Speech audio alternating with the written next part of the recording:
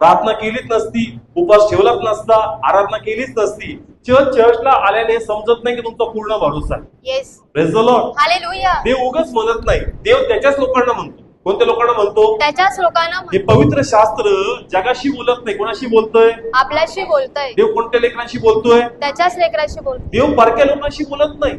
मग लोक म्हणले पाहिजे, प्रभू तुझ्याशिवाय आम्हाला आश्रय नाही. मग तू असं कसं म्हणतो का पूर्ण हृदयाने? आमचा पूर्ण भरोसा आहे. पण देव म्हणतो का ज्यास तू बुद्धीवर टेकतो तुझा भरोसा पूर्ण होत नाही.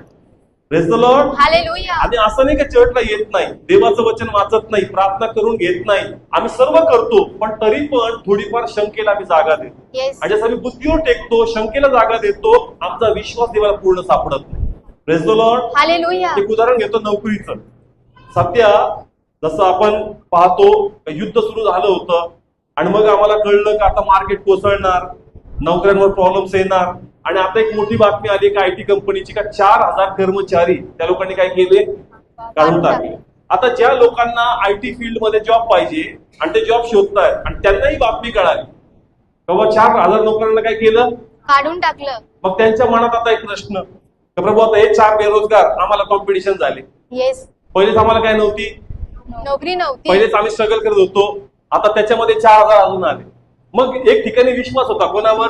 देवावर. आणि दुसऱ्या ठिकाणी बातमी पाहून आता मनात एक भ्रांती उत्पन्न होती का प्रभू आता माझं कसं होईल?